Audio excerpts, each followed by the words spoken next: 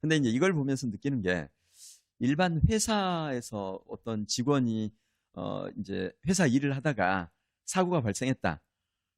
그래서 직원을 상대로 해가지고 어떤 사람이 소송을 제기했다. 그럴 때 이 직원이 그 소송을 담당하진 않잖아요. 그죠?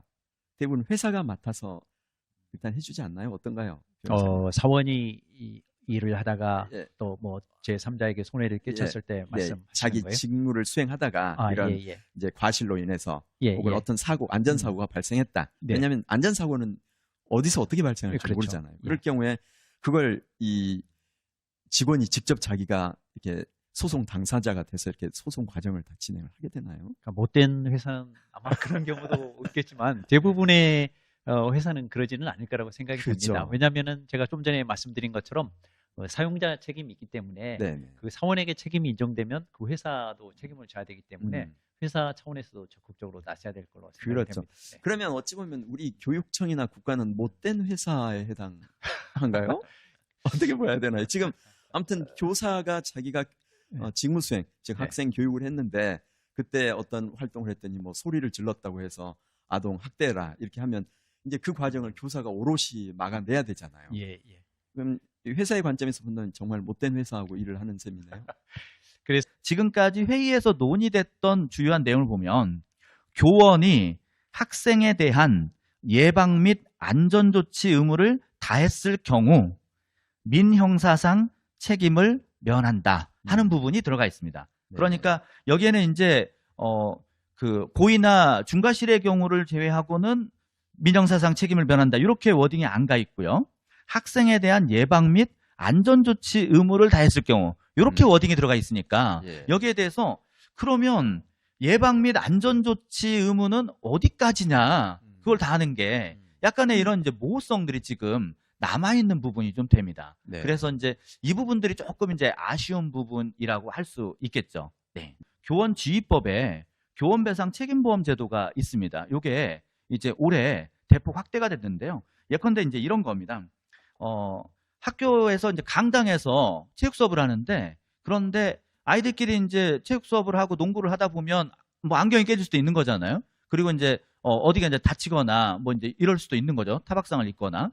그럴 때 안경이 깨졌는데 요거 가지고도 이제 학부모가 와서 이제 단순히 그거 이제 그 비용에 관한 것뿐만 아니라 선생님과 학교가 이것은 뭔가 주의 의무나 관리 의무를 소홀히 해서 벌어진 일 아니냐.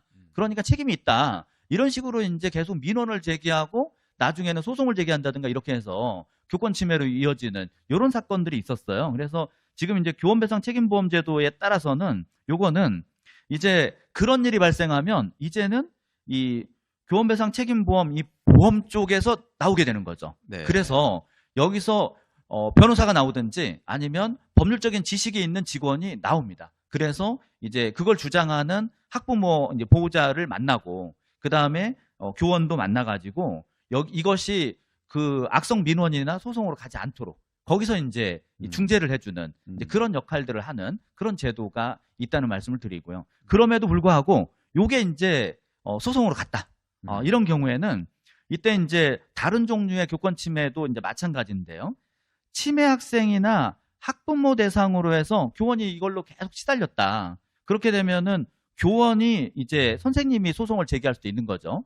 과거에는 이런 비용은 전혀 지원하지 않았습니다. 그런데 이제는 시달린 교원이 치매 학생이나 이제 학부모를 대상으로 해서 민사소송을 제기해서 승소를 하게 되면 그럼 이제 소송 비용을 지원받을 수가 있습니다. 민형사로 소송을 당하게 되면 그러면 이제 변호사 비용을 먼저 선지급 받을 수가 있습니다. 물론 이제 이것이 정당한 교육활동으로 인정받지 않게 되면 그러면 나중에는 이제 그 비용, 지원받은 비용을 다시 이제 돌려줘야 되는 이런 부분들은 좀 있죠. 그래서 일부 부분은 이렇게 학교 안전법에 따른 안전공제하고 그 다음에 교원지휘법에 따른 이 공제보험, 이제 보호공제 사업 요걸 통해서 할 수 있는 부분들이 좀 있다 하는 걸 좀 말씀드립니다.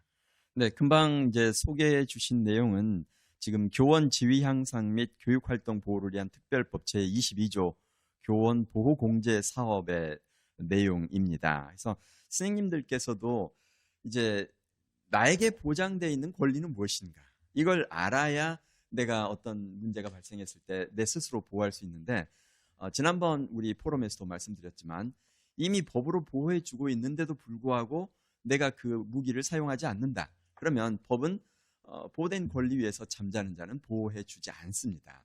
결국은 이제 그럼 내가 그 나를 보호하고 있는지를 어떻게 알 거냐? 이제 결국 그것이 어떤 일이든 생기면 혼자 고민하지 말고 먼저 그 교육청의 전문 변호사에게 문의를 하는 것이 더 바람직하겠다. 그러면 정말 법으로 보호를 받고 있는 사안인지 아니면 정말 내가 잘못해서 책임을 져야 되는 사안인지를 아실 수 있을 것입니다. 근데 여기에 지금 그 2항의 3에 보면 이제 정당한 교육 활동과 관련하여 발생한 법률적 분쟁에 대한 민사상 또는 형사상 소송 비용의 지원 이렇게 돼 있는데 소송 비용 지원이란 말은 결국 소송은 교사보다 하라는 말인가요? 이제 좀 전에 말씀드린 그 선생님이 소송을 당한 경우 예. 하고요. 그때는 이제 불가피하게 대응을 해야 되는 거죠. 네. 이제 왜 그 말씀을 드리냐면 네. 오히려 이런 사안이 발생하면 교육청에서 전문 인력을 내보내가지고 우리가 교통사고를 발생했다. 그러면 뭐 당사자가 계속 거기서 다툼을 하진 않잖아요. 그 사망사고랄지 큰 게 아니라면 따라서 보험사에서 와서 모든 걸 처리해 주듯이 이런 일이 있을 때 이 교원 봉제 그러니까 보호공제회 쪽에서 전문 인력이 나와가지고 이 소송 업무를 대행해 주거나 즉 교사가 뒤로 빠져야 그 사이에 우리 학생들에게 교육 수업 결손이 없이 수업을 제대로 진행해 줄 텐데 만약에 소송은 네가 해라 나중에 소송비 정도는 주마 그러면 그 선생님 반 아이들은 이제 그 선생님이 소송하는 동안 수업을 제대로 받을 수가 없게 되잖아요. 그래서 그 부분은 좀 어떻게 보완이 네. 가능할지 모르겠습니다. 그래서 이제 아까 그 부분 말씀드린 게 우선 한 걸음 가고 그 다음에 이제 또 한 걸음 가자고 말씀드린 부분이 이제 학교에서의 이 정당한 교육 활동 그리고 이제 앞서서 다뤘던 주제에서 생활지도 이 부분을 자꾸 바깥에 있는 일반법을 적용하려고 하는 시도들을 많이 합니다. 그렇게 변호사들이 이제 소송을 제기하고 그다음에 또 법원에서 그렇게 자꾸 이제 하는 거예요. 그런데 최근에 대법원에서 이 아동학대로 신고된 사안의 소송과 관련해가지고 의미 있는 판결을 내놨죠.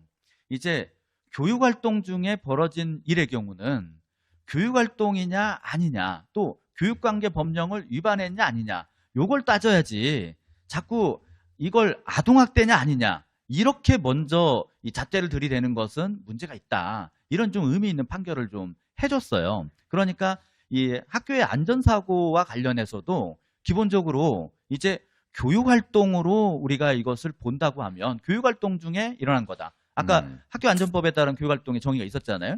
거기에 따라서 이제 특별히 위법한 사항이나 이런 것들이 발견되지 않았다.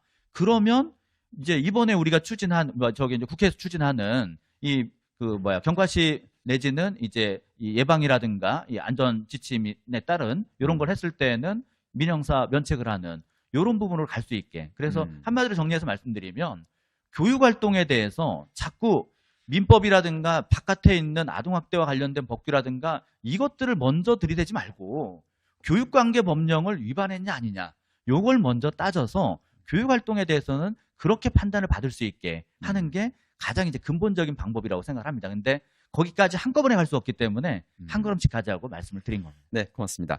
제가 뭐 겪었던 사안 중에는 학교 수업 시간에 그 주의가 좀 산만한 학생에게 너 나가서 그 교실 뒤에 서 있다가 너 좀 정신이 좀 안정이 되면 자리 돌아와라 이렇게 해서 뒤로 보냈는데 그거를 이제 그 부모님이 아동학대다 이렇게 뭐 신고하고 그런 사례가 있었는데요. 그러니까 그 제가 법 이름은 정확히 지금 생각 안 납니다만 그 교권 보호법 중에 속하는 것 아동 뭐 보호법인가 학대법인가 거기에 보면은 아동 학대는 굉장히 중하게 돼 있거든요. 네. 근데 그 형법에 보면 정당행위라는 규정이 있어요. 거기는 이제 법령에 따른 행위 그리고 사회 상규에 반하지 않는 행위 이거는 처벌할 수 없다. 이게 규정이 돼 있거든요. 근데 방금 같은 경우에 선생님이 교실 뒤에 가서 잠깐 서 있어라 이래 했을 때 그 학부모가 아동 학대로 신고하면 교장 선생님은 이제 그 사안 확대되는 게 이제 두렵기 때문에 그 교사를 이제 담임에서 배제시키고 수업에서 배제시키고 막 이렇게 이제 나가게 되는 거거든요. 근데 그게 이제 방금 말씀드린 그 정당 행위라는 규정을 적용하면 이 경우에는 사회상규에 반한다고 볼 수 없거든요. 네, 정당한 교육 활동의 일환으로 된 거기 때문에 그러면 이거는 아동학대에 해당되지 않는다. 이렇게 해석을 해야 되는 거고 그러면 교장 선생님이 막을 수 있는 부분에서는 이건 알겠습니다. 아동학대가 아니니까 막을 수 없다. 네. 이렇게 차단할 수도 있겠습니다. 네, 그 부분은 지난번 제1차 포럼 때 저희들이 다루어서 아, 예. 여기서는 더 다루지 않겠습니다.